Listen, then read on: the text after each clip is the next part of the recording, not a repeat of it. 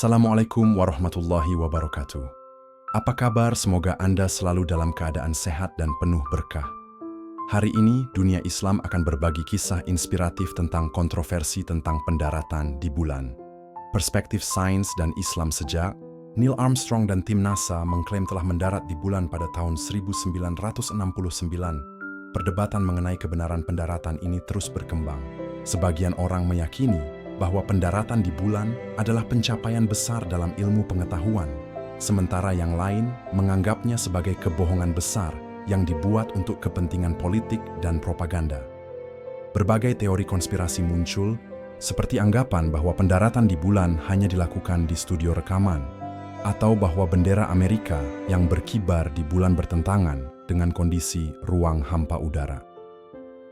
Dari sudut pandang ilmiah, banyak bukti yang diajukan untuk membenarkan pendaratan di bulan, seperti sampel batuan bulan yang telah dianalisis oleh berbagai ilmuwan, foto-foto yang diambil oleh wahana luar angkasa, serta pantulan laser dari reflektor yang ditinggalkan di permukaan bulan. Namun, skeptisisme tetap ada, terutama karena pada saat itu teknologi belum secanggih sekarang. Beberapa orang mempertanyakan bagaimana manusia bisa mencapai bulan pada era 1960-an. Sementara saat ini perjalanan ke luar angkasa masih memiliki banyak tantangan besar. Dalam Islam, pencarian ilmu dan eksplorasi alam semesta adalah hal yang dianjurkan. Allah berfirman dalam Quran Surat Al-Mulk, ayat yang ketiga, bahwa langit diciptakan dengan kesempurnaan tanpa ada kekurangan. Ayat ini mendorong manusia untuk terus mencari dan memahami ciptaannya.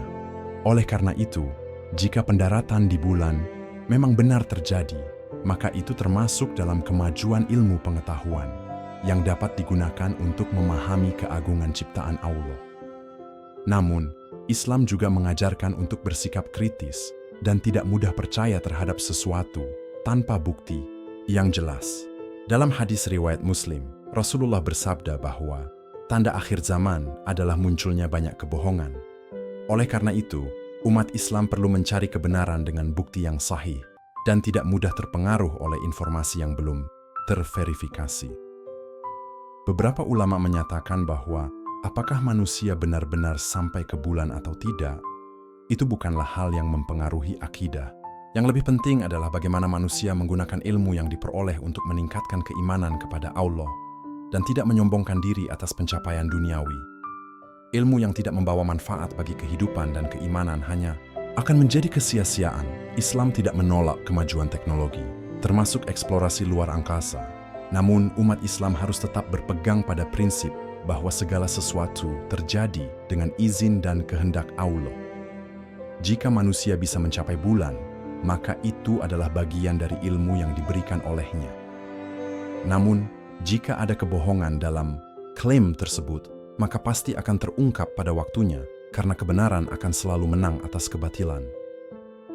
Oleh karena itu, yang lebih penting bagi umat Islam adalah memahami bahwa tujuan utama hidup bukanlah sekadar pencapaian duniawi, melainkan mencari ridha Allah.